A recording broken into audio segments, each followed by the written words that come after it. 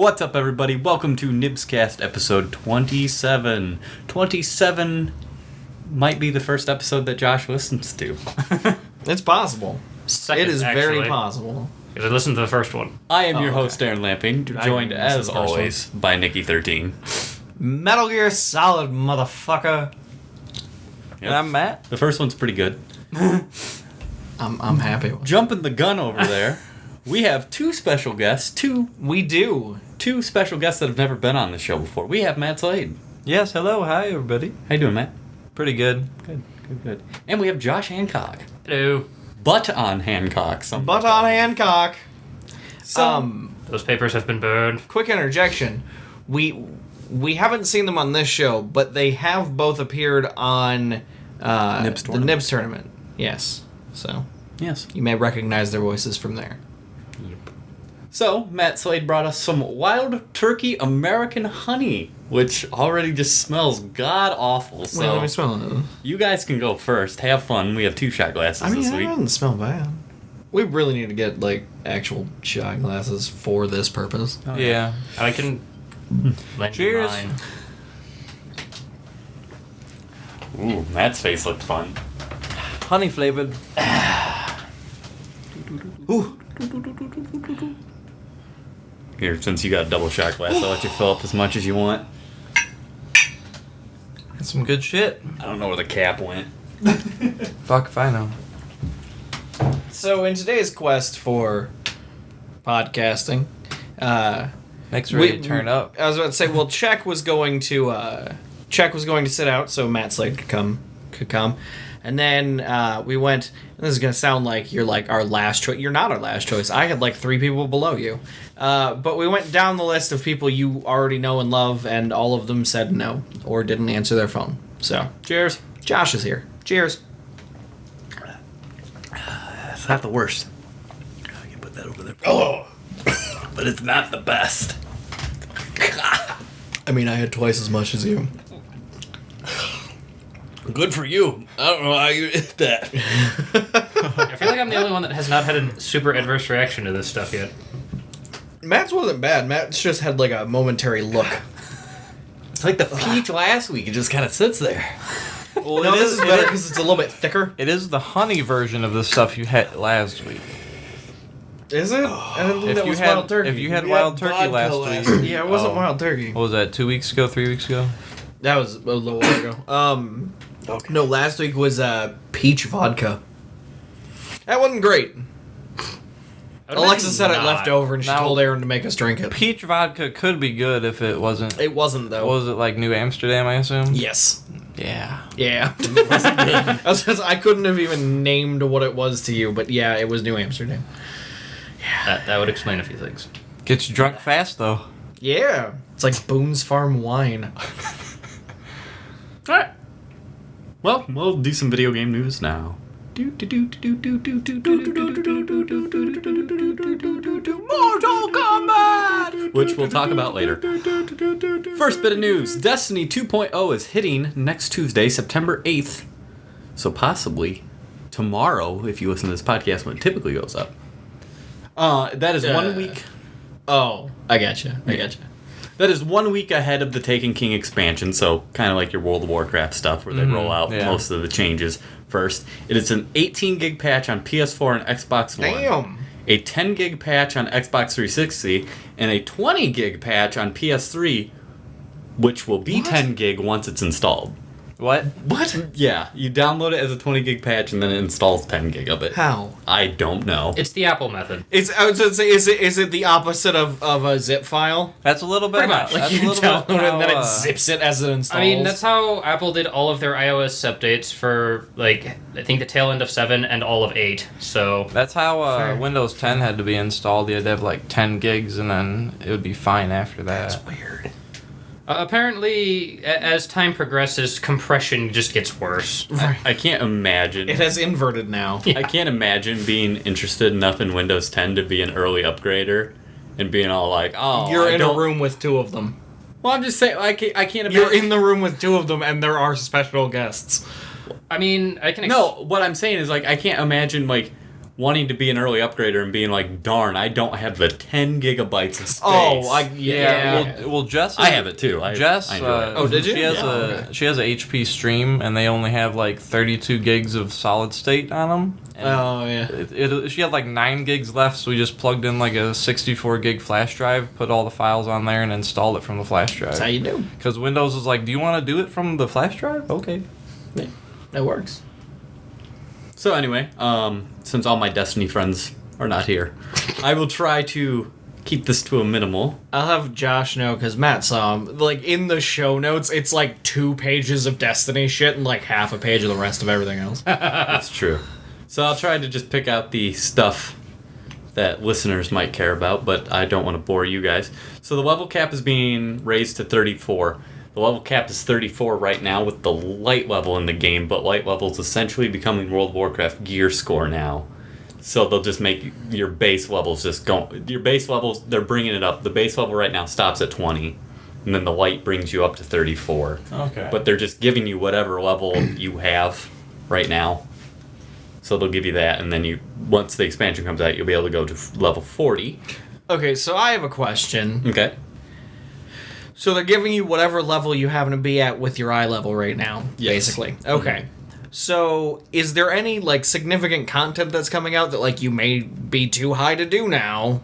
No, the way the game scales, like, stuff gets easier, but, like, it's not like a World of Warcraft where, like, you just get to the point where you're one-shotting, like, low-level mobs. I mean, really low-level ones, but, like, the raid and stuff, I mean, the raids are still level 30+, and it's only going to 40, so, like, you're not going to go in there and, like, one-shot a raid boss or anything. Well, I was more thinking, like, is there, like, a zone? But then I remembered it's Destiny, and there's really not a whole lot of awesome content outside of raids. From what I hear. If it was on PC, I would play it, but it's not. Yeah. I mean, I had it for PS4, but I just got bored with it. Yeah. It was good. Problem It was is, just boring. I feel like once you've played one like MMO style game, It was different enough just It- because it was a shooter. it was different enough, but I still feel like once you've played one, like the whole grind aspect just wears down on you after a lot faster because it's like I've been through this 100 times now. I don't really want. I don't want to go again. fetch your thing. I don't want to go kill that crab. Yeah. So now they're adding a little quest log. They're experimenting more with that. log? You got bounties, and those were Oh, your quests, so yeah. they were like your dailies. Now they're adding like actual quests to help tell the story past like the legit story missions. So, from my understanding of the game, they're actually adding a story. Yeah, they have even said this, like with Taken King. That's part of they're taking Peter Dinklage out of the game, and Nolan North doing all of it. And like they've even said that like they're all like, even people who've played the game like I have, like you want to go back and do basically you want to replay the game because they've actually put the story in Destiny. Because that was the problem. The game actually has a really rich, interesting lore if you're willing to sit on their website and read Grimoire for hours upon hours. Yeah, not really. So yeah, there's a quest screen now. It'll track all quest activities, and when you abandon quests, you can recover them more easily. And year 1 activities, so some of the bounties and stuff have been put into quest form. As far as bounties go, they still want to have some of them. They're increasing the slot. You can only carry 8 right now. They're bumping that up to 16, which is really nice. Let's see what else we've got here. The inventory, that's the big thing. They've recently announced that it's doubling. Apparently, the old gen versions of the game have been holding it back. Like, theoretically, if they were just going off the memory that the new systems have, you could just have infinite inventory. But because of the old systems, you can only have like 72 items. So that kind of sucks. Only a little, Yeah. just a bit. And the final big thing is basically they're adding the new PvP modes this Tuesday, so that's free. Like, if you're a PvPer in the game, like, unless you want the new items and stuff, you don't even have to buy the expansion. You can just wait for the update and play. And how much is the expansion? The expansion's $40, Oh. which was a point of contention. But when you see the new dances that they put in the game, That's for the $60 version, Nick. you will literally throw money at your screen. Yeah, their community manager and community manager slash he's like the director slash jack off when they were discussing, because the $60 version of the game, it's $40 just to upgrade your game. Jesus. But the $60 version will get you the game, like the Taken King. It'll get you the base game and all its expansions, and then like a helmet and like some dance emotes and stuff. Now, all of its expansions, is that like a season pass for all future expansions then? No, all the expansions that came out before this. Okay. Yeah. All the DLC. Well, I mean, so basically, what this people, is an expansion. The rest of it was DLC. So people who played Destiny Year One like me spent upwards of $80-$90 to get the game and all its DLC, and now I'm spending $40 to upgrade my game. I can definitely see that, yeah.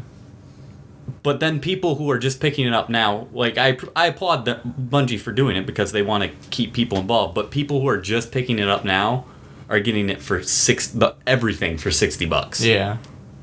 Now, is it a full-fledged expansion? Yeah, I mean that's what they're saying.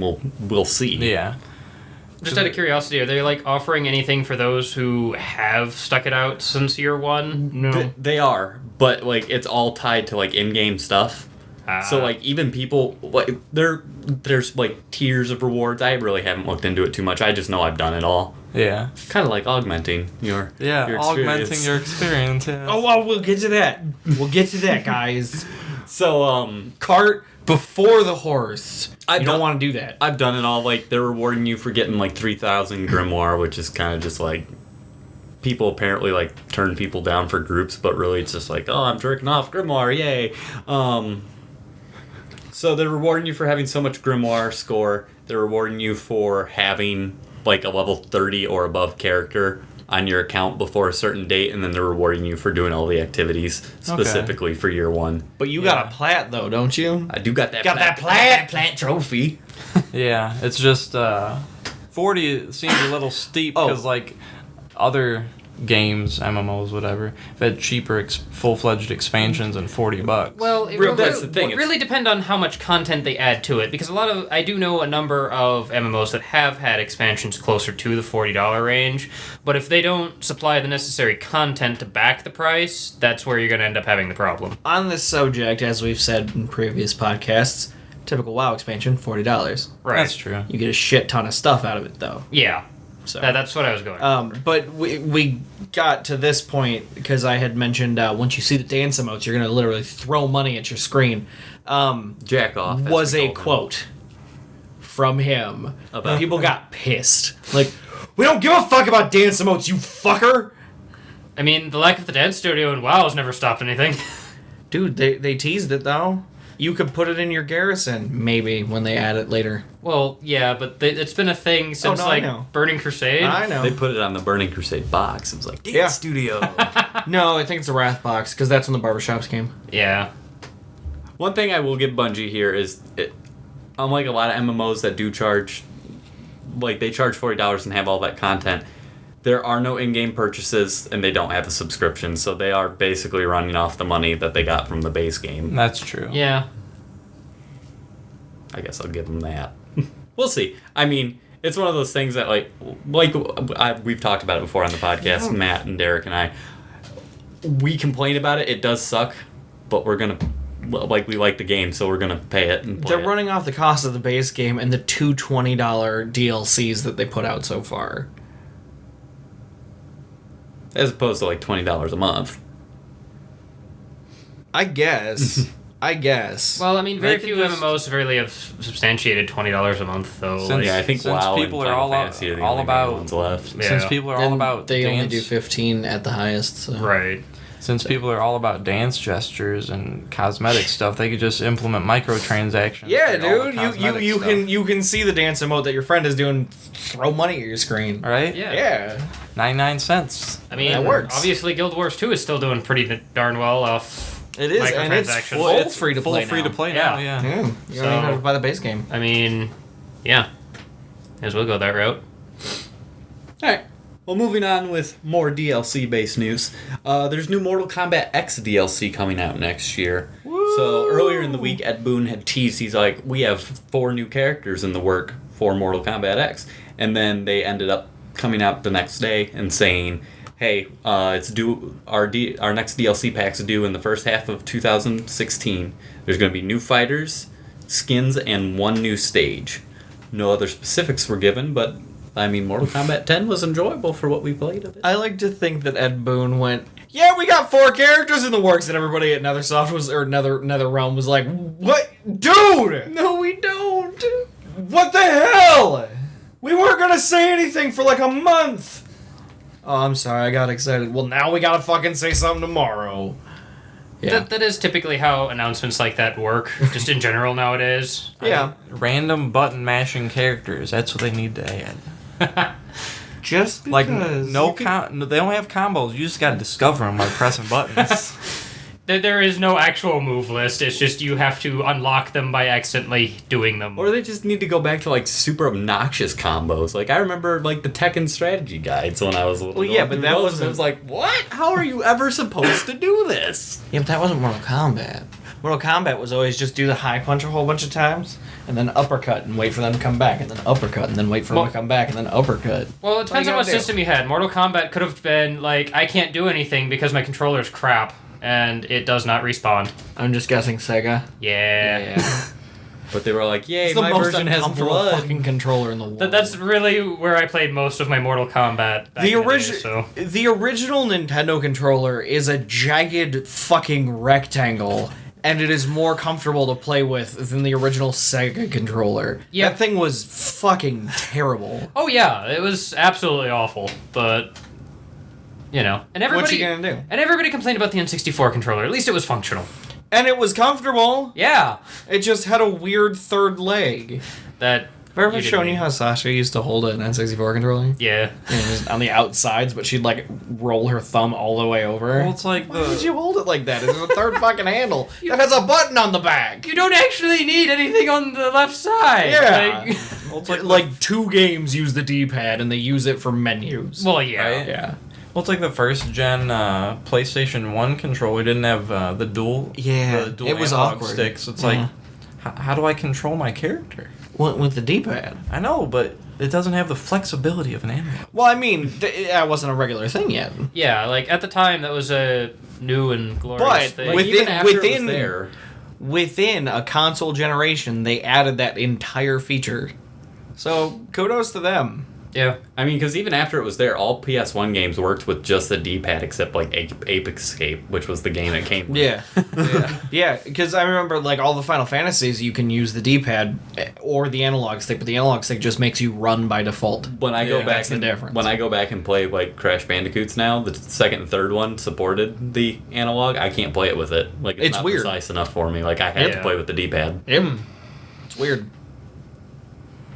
But I totally get the... Yeah. Yeah, I feel like playing some of those older games, you almost have to go back to the D-pad just by default. Yeah. I think it's because by the time I got into gaming, I was already using the analog sticks. Right. Yeah, because I mean, I tried his a couple times because he had the PSX, but like, I didn't actually have the dual analog. Dude, I didn't have that till controller. well after you got like a PS2. Really? Yeah. Well, clearly then I had my PS2, but that was the first time I ever had it. Like, I Yeah. never... Right. Because I remember the first time, like, I was trying to play games with that. I'm like, this is stupid. Yeah, no, I got my PS1 after you moved into your parents' current house. No shit. Yeah. So, and you had your PS2 in the apartment. So. Oh, yeah, definitely. I remember I still, like, I knew the PS2 could play PS1 games, but I still liked the boot up screen better, so I'd always play it. My dad would be like, why do you still have both those plugged in? I'm like, because I'm playing my PS1 games, Dad. Yeah, I'd be that guy. Like, I could totally play this on a different system, but I've got the original system right there, so why not? I'd do that. It's like the GameCube, you know? Yes, I could play it on the Wii. That's currently hooked up. But I'd rather go get my GameCube and hook that up. Yeah. Because, There's something about that little purple fucking cube. Or my mutation of a cube. Well, yeah. I have all the peripherals. I love the Genesis peripheral. Oh, like when you have God. them all plugged in. Oh, yeah, the beast, dude. The 32X. Like, I kind of want to get like some of the alterations of the peripheral so I can show all of the different combinations of them, because I think they had I think everything except the 32X had like 2 different renditions of it. Yeah. So like there's 2 different CD drives. Obviously there's 4 different Genesis models. Like I didn't want to find the other CD drive, so I can just interchange them all. The peripheral that I feel bad that people bought and can never use now is the HD DVD drive for 360. Yeah. My dad almost bought one of those. Like he was apparently like a week or 2 away when they were all like, so the porn industry went with Blu-ray, so Blu-ray wins. Which cracks me up because the porn industry has decided like every major who wins. Yeah. God. I find that more funny in the modern day. I mean, by every major, you mean the 2. Specifically because like most of it's now digital, so like disc content isn't really necessary, but they still define which format they wins. I was about to say they define whether or not you're using MP4s or if you're using MPEGs or WMAs. With that type Who would of use a format, WMA, especially with Windows 4K Media, WMV, Windows Media Video File. It's just fuck that. Nobody would want to use that. It's not compatible with anything. Exactly. Well, it's like when I was on Wikipedia reading about format wars, IEEE's Wi-Fi and Bluetooth were actually competing for the wireless data transfer standard. Yep. And IEEE beat out Bluetooth, and then Bluetooth reinvented itself as a device to PC, so it didn't just die off. Yeah. Well, all this console talk just has me all hot and bothered. For PC Master Race. Dude, are you excited to see what his segue is about to be? The Xbox 360 Elite had me hot and bothered when I got that, and the Elite series is returning with the new Xbox One Elite bundle. So the new bundle is coming out on my birthday, December 1st, so you can pick that up with your copy of the game you're excited about. Which one is that? Rainbow Six Siege. Yeah, there we go. We'll talk a little bit more about that later. So it comes with the 1 terabyte solid state hybrid hard drive. What I find kind of neat about this is things you will use the most, so like games, apps, will get copied over automatically to the solid state portion of that to help boot faster. They said obviously this will be more with apps and stuff because game load times are more on the game side of things. It comes with the new Elite customizable controller. We were kind of talking about this earlier. The controller, it has like magnetic clips on it, so like you can customize the controller to have like buttons on the back and all that. The controller sells for like $150 on its own. So basically, it works like not prototype. It's not even a proof of concept, but the design drawings that some dude made up for like a modular phone. Yeah. Oh, where you can like plug and play with different parts and stuff. Yeah. I feel like that is a good idea, but also a bad idea, because at some point somebody's just going to find one configuration, and that's just going to be like what everybody sets their controller to. Well, I mean, that's kind of the point, I think. But I feel like it'd be better just to figure out what that configuration would be and build a cheaper controller based off of it than selling a $150 controller. Yeah, but that's what they'll do. They'll sell the $150 controller until they find out what that configuration is. They just crowdsource their R&D department, and then they put out a controller that's half the price, and people end up buying that after they bought the $150 controller. I guess, yeah. Yeah. Well, you don't think like a businessman. It's because I like to... I think of the way the consumer should go. Like, it should be the cheaper option, not the most expensive option first. You clearly don't listen to our podcast often enough. I'm usually in your spot. I had an argument with Dylan in like our 4th episode because he's like, well, it makes sense for them to be charging for microtransactions. Like, yeah, but it's dickish. Yeah, no, I totally get where you're going. So that combined with the fact that it's $500 has sparked some debate. But with the fact that it comes with that controller, like people are like, why does it have to come with that controller? It's like, you're probably not buying this unless you're a pretty hardcore gamer. There are plenty of like $400 bundles that come with games with terabyte hard drives. Like Forza 6 has one, the Halo has one. Like, there are plenty of, like, just normal bundles that come with normal Xboxes. Yeah. Like, I mean, it's neat that it's there for people who want it, but, like, this isn't the console that, like, a lot of people, like, upgraded from their original 360 to Elites, because a lot of people don't remember the very original run of 360s didn't have like an actual HDMI port. You had to get a converter. Well, it's like according to Microsoft Xbox's project manager, this is the year for games before Xbox One even came out. It is. Before it came out, that's bullshit. Like I mean, I know, especially in this group, we've talked about it before. I'm in the minority as one who actually has one, and You're not in the minority. You are the minority. But you look at their game offering list here, like it's a pretty solid lineup. But I mean, is it? Well, because like the games... run it down for. I'm not trying to be an asshole, but like run it down for me because like let me pull it up. I don't. Yeah, I mean, like they had Maximum Overdrive, but I hear vastly different opinions on that. Honestly, I guess I somewhat follow game news these days, but not quite as much as I used to, just because it seems like there isn't a lot going on with the games industry, either with anybody. Like, there's not a lot to get excited about anymore. It's just... I don't know. I got an email from Ubisoft this morning saying, hey, you can pre-order the new Assassin's Creed game and get an experience bonus for doing so. Fuck you. And I mean, the important thing to keep in mind with what Matt's about to read off is, I mean, for us, yeah, some of these games aren't, like, huge in what we're into, but for a lot of people, like, Forza... You gotta think about how much they'll sell. Forza 6, for example, is... like, the Forza series is almost a game that it's almost a negative how good and successful it is, because...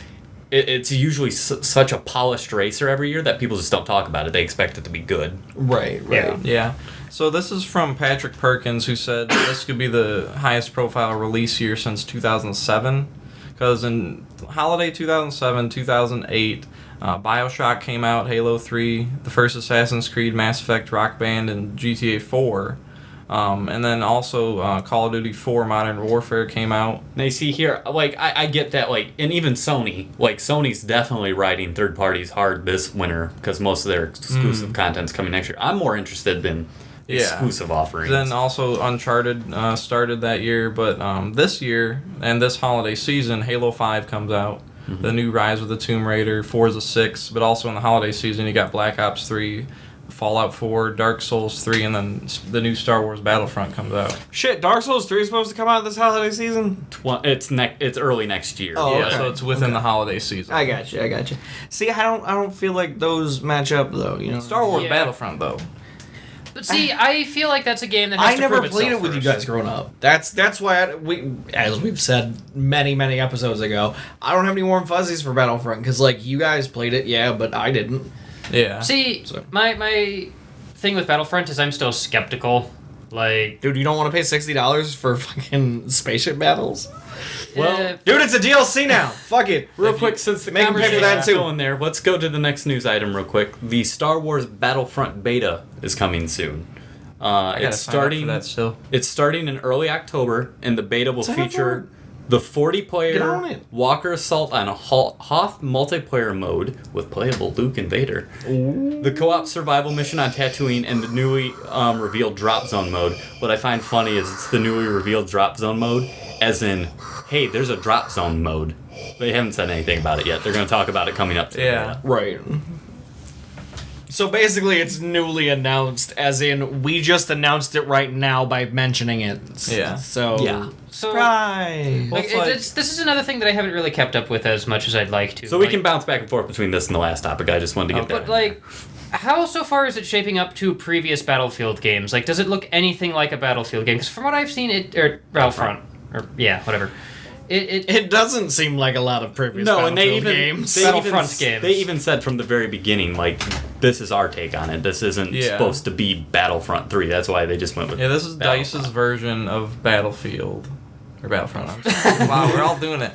I guess I'm just, like, skeptical because I feel like everybody is really looking for that Battlefront 3, though, so I feel like there will be the crowd that is exceptionally happy with the direction they turned, but most people who really liked Battlefront are going to be extremely disappointed by the fact that it's just not the same. You gotta remember, though, too, like, I don't know sales numbers for those games. I know they were well received, but, like, this is coming out, like, episode 7's coming. Like, the hype is going to be... I forgot about that. That hype, by the time November... The game comes out in November. By the time November rolls around, like, people are going to be going through the roof. Like, they're just going to want something Star Wars. So you think they'll just... Dude, maybe regardless of how it is, they'll just ride the hype train? Regardless of how this is, like, this game's going to sell, like... Dude, maybe they should release Lego Star Wars 7 with the entirety of the... That was shit.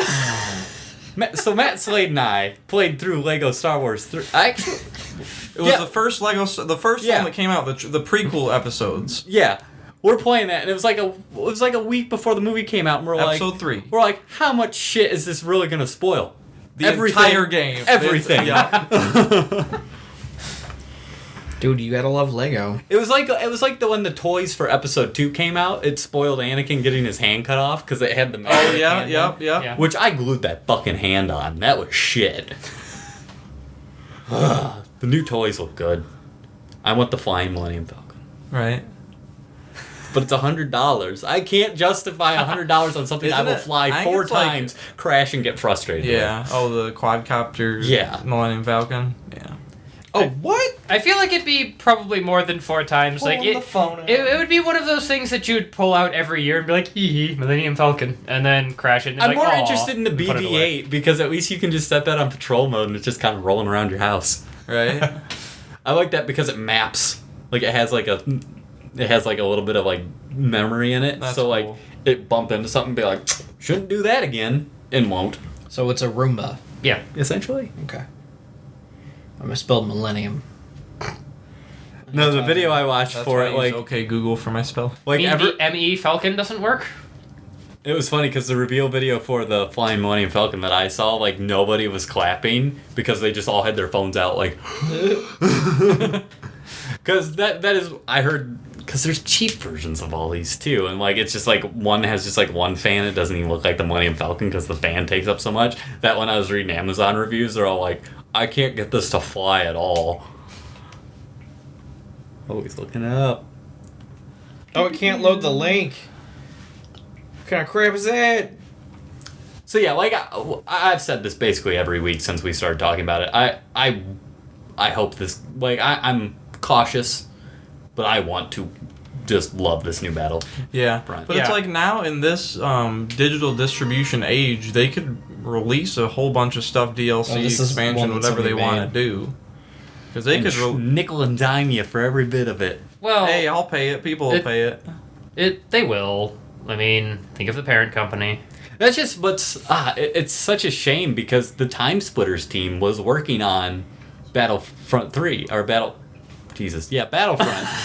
They were working on the proper Battlefront 3, and it had what everybody wanted. Like, yes, you were getting into spaceships and going in, like, from the ground battle and going into space. That's why the best mission in Battlefront 2 is the one where you're in the space. You got the 2 spaceships, and you can, like, get in fighters. Yeah. And go out and into the other combat. one. Yeah. So far, I've seen this dude's hand, and I can tell you he's massively overweight.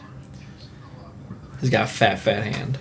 Well, see, that's I guess what I was worrying about with like, dirty house. The new rendition of it is space battles were actually really good in Battlefront 2, and you know if they come up with some other, I guess they could come up with something better that works. But like, yeah, I'll admit, trying to give the game the benefit of the doubt and waiting until it comes out. The one thing I saw that I did not like, at least in the normal like, assault mode, like where you're just fighting for control of areas, territories, yeah.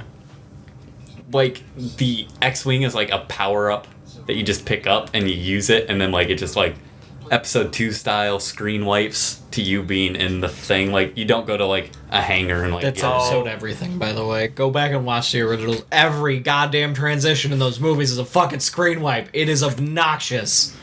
Yeah. About that. But also, it does give the ability for every player to be able to be a hero in the match. Like, you'll at least have that chance. It's not like random, like, oh. I'm just worried because they had that in Battlefront 2. Well, because it was. I never played it online, so I'm not sure. Because I thought it was performance based. I'm not sure yet. Yeah. But, I mean, don't get me wrong. It's not that I'm being exceptionally negative about the new Battlefront game, because I want it to be good. It's just, I don't know. And like we'll have a new planet and some new planets in there, so something we haven't seen before in Battlefront since. I kind of want to wait for like I kind of wanted to try to wait to get this game for like my Christmas presents or something. I wanted to ask for it for Christmas or my birthday, which is right around the same time. But if you don't get the game before December 1st, like the first DLC, you have to pay for it.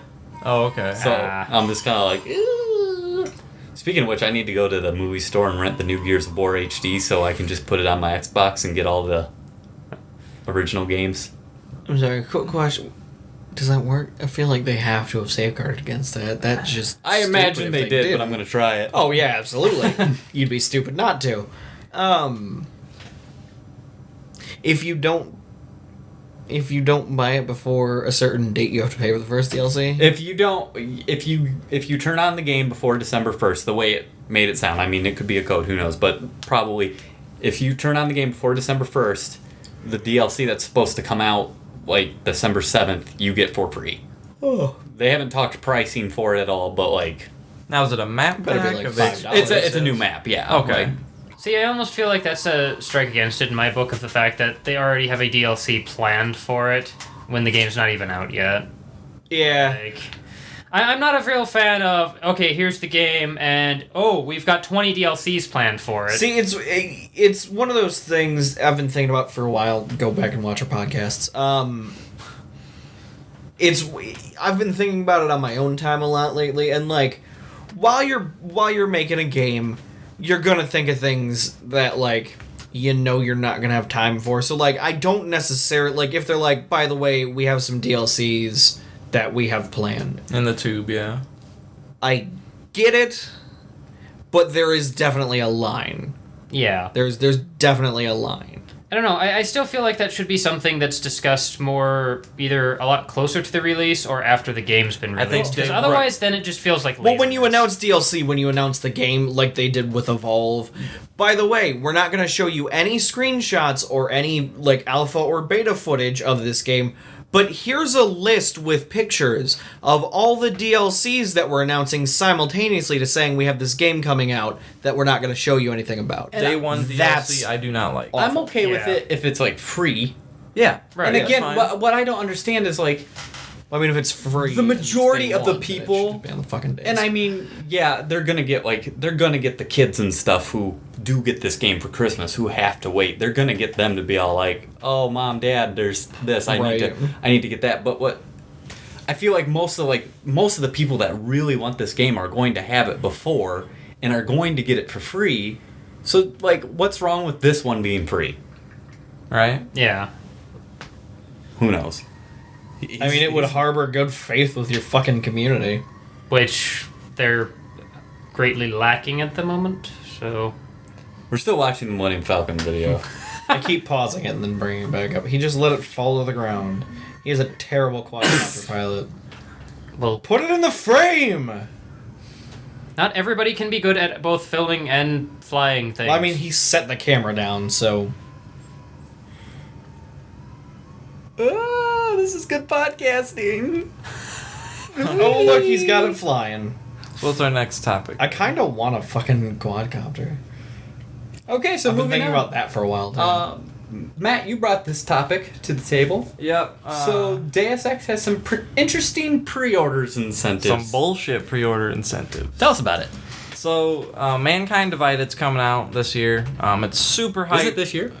I think they bumped it to February. I Okay. think it did. It was supposed to be this year, but they bumped it. Well, that would have made this year rival 2007.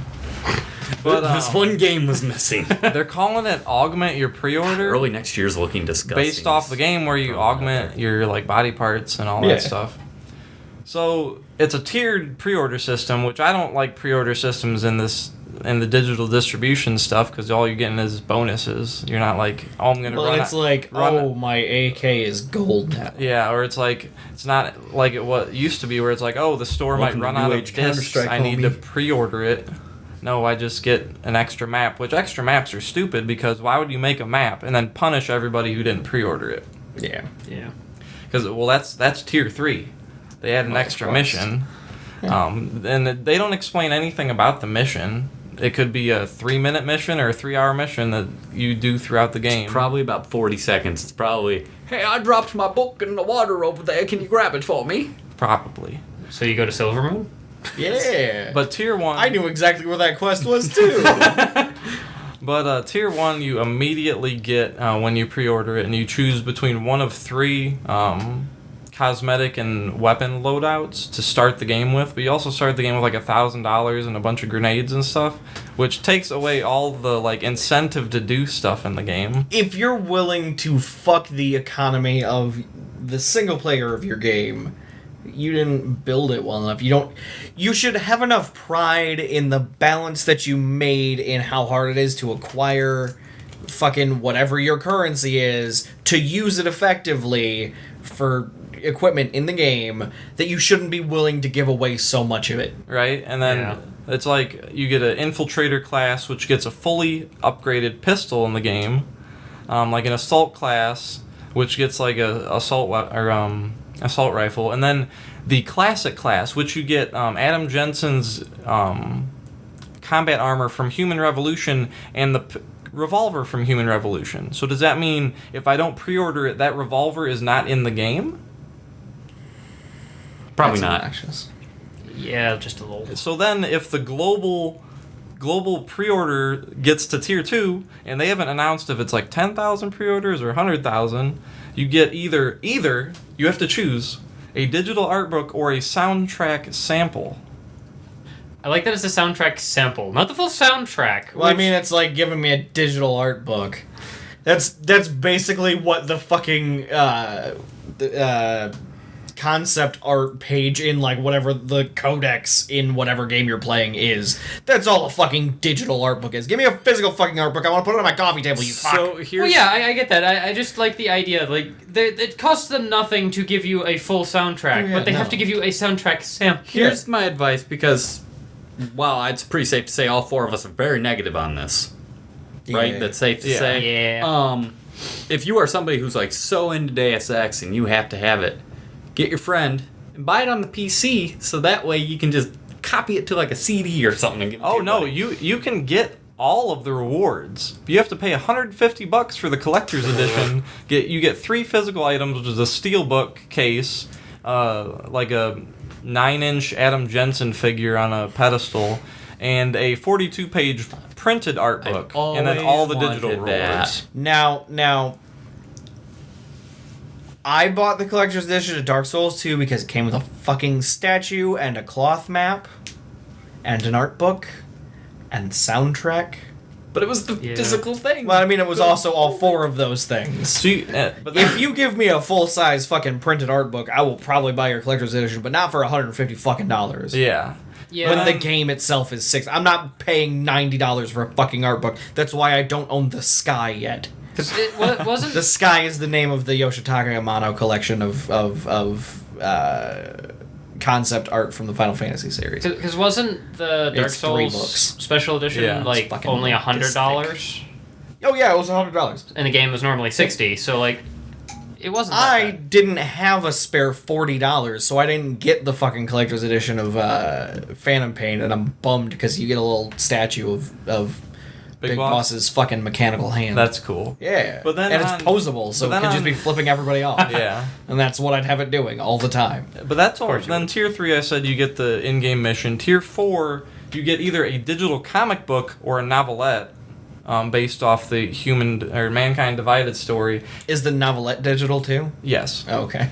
And then No, that one they're going to be like, okay, here you go. There's the physical. so then they said if the whole world pre-orders it and gets to tier 5, because they haven't said how many pre-orders they need to get to tier 5. You get Yeah, that's the shitty fucking thing. They don't say how many pre-orders per tier. What like Total Biscuit and the other people online were saying is it could be like 3 days from that 4-day window and be like, oh guys, you finally made it.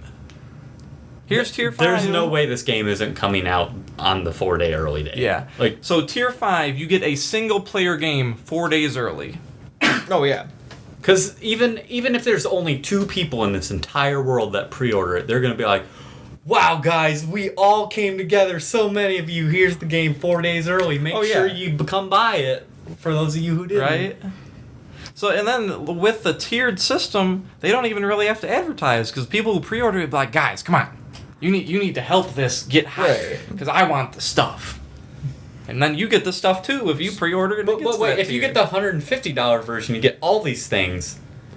But do you not get them if you don't have enough incentive? I don't think if they hit the tiers, nobody gets the higher incentives. That's why it's tiered. But you still might have paid $150 Yeah. and not get them. Yeah, I'm pretty sure that's how the tiered system works, yeah. My favorite thing is, like, they're gonna manufacture, like, the novelette and the fucking comic book, like, regardless of whether or not they hit that, in case they hit that, because it's a digital good. What cost does it have? Since they're making, like you said, since there's no cost to a digital good, why do I have to choose?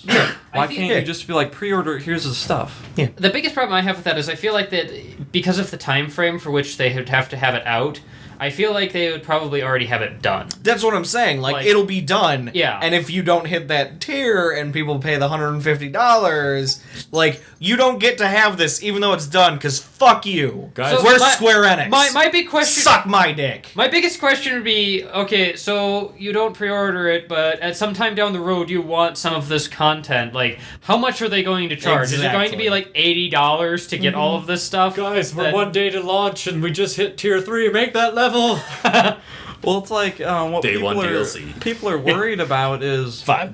Yes, people will pre-order it, and yes, people will buy it. And if they don't like it now with the new Steam refund system, it'll be a little nicer. But they have to. But the thing is some people are worried it could ruin the franchise because there is such a huge gap between the original Deus Ex and Human Revolution that if people get so pissed off at this tiered system, I mean, there was a game in between those two. Yeah. People didn't like it, but there was a game in between the two. It's like many things that people don't like. They just don't count that. Dude, if Invisible Wars didn't kill the franchise, I feel like this won't kill the franchise. Yeah. That being said, I don't honestly know anybody. Maybe you are, and we just haven't talked about it enough. I've played the Deus Ex games. They're fine. They're pretty good. I'm not that excited. Like I won't. I'm not excited enough, and I don't know anybody excited enough to be like, well, yeah, I'll pre-order it. Because, like, it's going to be available on day one. Yeah. I feel like it's one of those things where there are some people that think it's just a good game, but then there's the exceptionally vocal minority that you'd see online just talking about it constantly or praising it loudly. Well, it's one of those things, like, of course there was going to be copies of Metal Gear Solid available on the first day. Yeah. Of course there was going to be. I still fucking pre-ordered it. Yeah. No. I still did, because it was a game I was excited about. I don't know anybody that wants to pre-order the new Deus Ex game. Now, so here's my question for you guys, because when I researched this topic for the show, I watched Jim fucking Sterling's son's son. And basically he asked, he's like, and I mean, he even said, like, he's not like, if you do it, whatever. But he's like, what's the point of really pre-ordering games anymore? And the only one that's what Total Biscuit was saying. Like, there's the pre-order incentives if you want those. But the only reason, like, I pre-order games anymore is because I have the money for it now, and I might not have it when the game comes out. So I've got disposable income at this moment, and I want to dispose of it. Let me do that. Yeah. Yep. I guess lately, I want to put this on advanced layaway. Like, I guess Amazon does it kind of neat, because like Amazon sometimes will be like, the reason I pre-ordered Mario Maker, Halo 5, and Fallout 4. I pre-ordered all 3 of those games because they were $10 off if I pre-ordered them through Amazon. So and I'm 90% sure Amazon, if you send them an email with proof that you see it for a lower price somewhere else before it comes out, they will give you back whatever. I'm just saying, you want the ultimate pre-order incentive? Save me $10. Yep. Yeah. And it's like, I guess lately with pre-orders with like Assassin's Creed Unity and some other games that I can't pull off the top of my head, the game has come out broken at release. Oh yeah, any Ubisoft game, any of them, fucking any of them. They're all broken. Because they made so much money off pre-orders, they're all like, tough shit, we'll release a patch in the next fucking week or so. Arkham Origins came out broken Pretty sure after Arkham a Knight still huge... isn't on the PC. Probably not. No, they after released, a huge, they just released a patch for that. After a huge backlash for Arkham Origins being broken as it was, who developed that? Origins was that the WB team? Well, I mean, they're all WB. Well, yeah, but I don't... Not Rocksteady. They produced it, but it wasn't... Whoever it was, Yeah. I can't remember who it was, but whoever it was said, we're busy working on DLC. We're not going to fix that. Yeah, and they just I'm sorry, fixed what? it. No. We're talking about, that was Arkham Knight. This is Arkham Origins. So both of them were broken. Okay. Yeah, they were both broken. However, the response to, hey, this is fucking broken was, we're working on DLC. We're not going to fix that. What? Fuck you. Fix your fucking game. It was Warner Brothers games, Montreal. Was it? Yeah. Fucking Yeah, Montreal Canadians. did the new one. I think Rocksteady. Was it Rocksteady? I Fuck think you, so, Connor. yeah. But they He doesn't basically listen They to did the podcast. decent ones, yeah. But they still had the same problem with that one of, oh, this game has been broken for like 2 months. We'll fix it eventually. You know? Yeah. Yeah. Like, I feel like that's another big problem nowadays is I almost don't want to pre-order most things because you get them and they're not playable. Well, it's like most developers have NDA and bans on reviews before day one, so the people who have played it can't tell you it sucks. Right, Yeah. and that's a problem because it becomes super fucking obvious when you go, don't tell anybody. Yeah. We had you come review it, but don't tell anybody. Especially like when your review embargo comes up like the day of, like Yeah. you know you're probably getting into a murky game. Yeah. I mean, Metal Gear Solid couldn't, like most people couldn't do video reviews until the day before, but And they that could- was for spoiler issues. the spoiler issues, but they could do written reviews like 2 weeks in advance. So Yeah. like, Yeah. Well, it's like that's what I see with That game was really fucking good. Well, that's what Funny I stuff. see We'll with get the I don't want to talk about it too much because, like, I'm gonna start spoiling shit if I keep talking about it. When we get there, when we get there. I'm just gonna say my piece on it now, and then we can go to like the thing after. Okay, one it. second. well, It's really fucking good. That's all I'm saying Okay. for now. In a couple weeks, I'll elaborate. okay. Yeah. That's what I see with the 4-day pre-release for the single-player game of Mankind Divided is because it's a spoiler issue. Because everyone who got the 4-day release is going to be like, look, Right. look. Because there's going to be no embargo on players who pre-ordered it. Yeah. Well, it makes me think of when SWTOR came out. You pre-ordered SWTOR, you get to play a week early.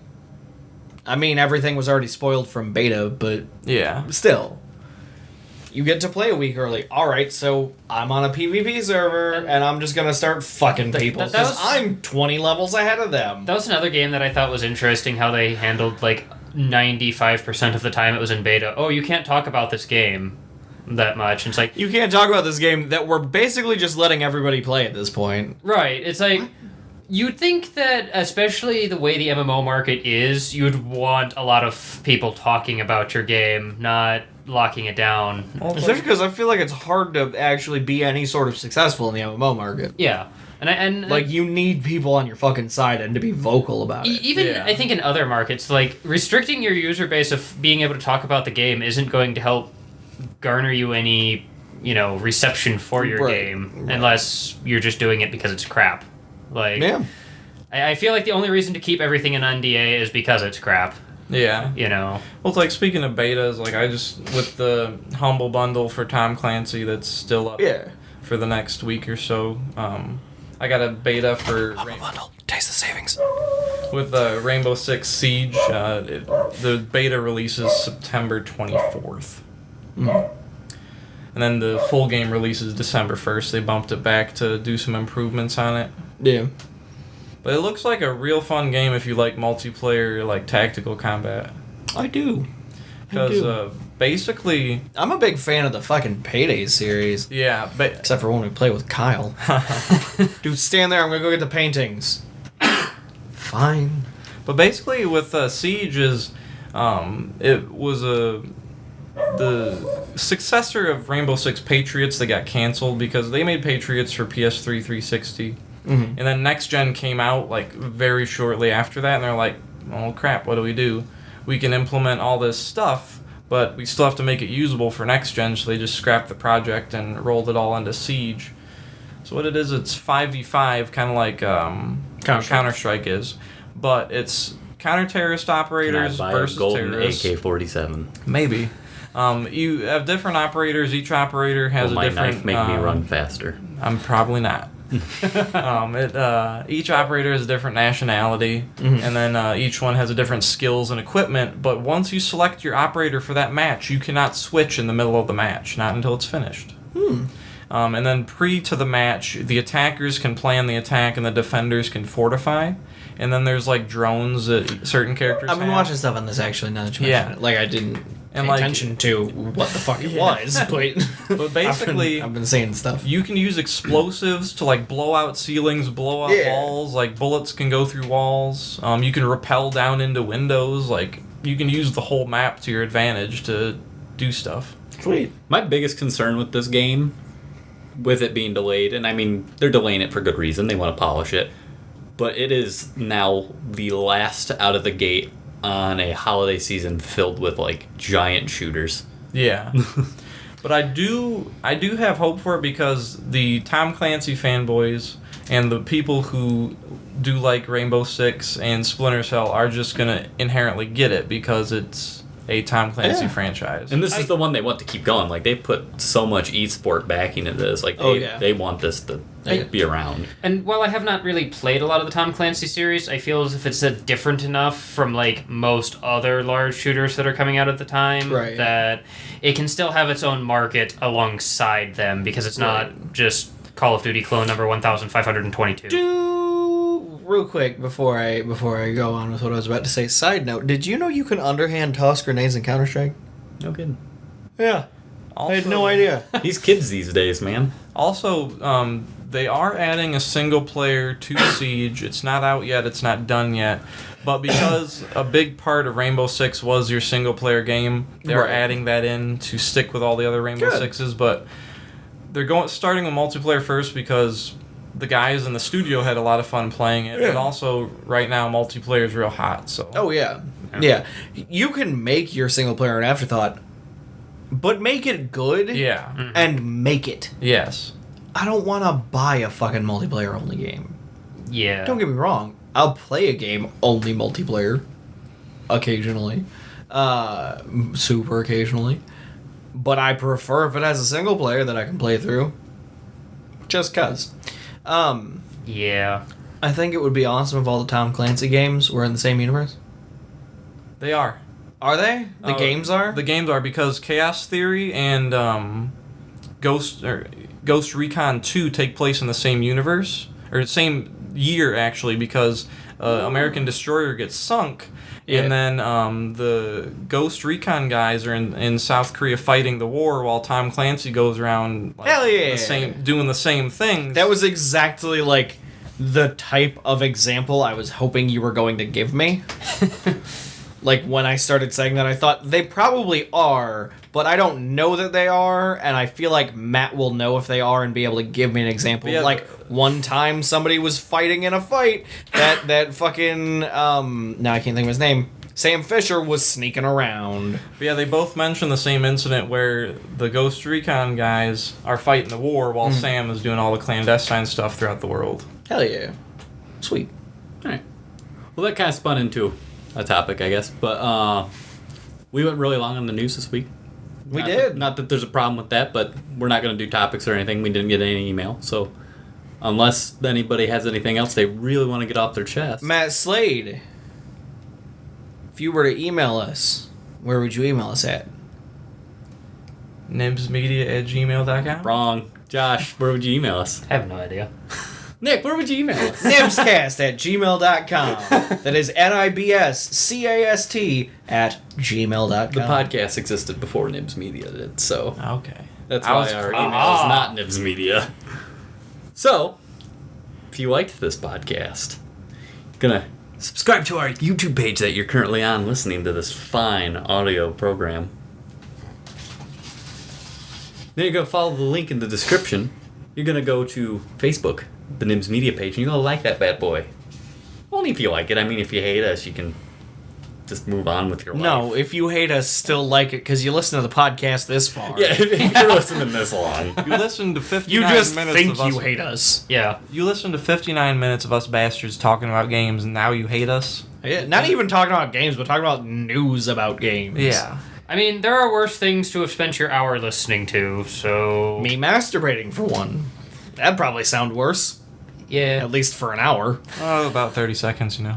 No, I'm saying, like, if I was able to, like, do it for an hour, like, after an hour mark, you just gonna want to kill yourself. Anyway, I'm Aaron. I'm Nick. I'm Matt. I'm Josh. We will see you guys next time. Bye. Hit the spacebar quick. No.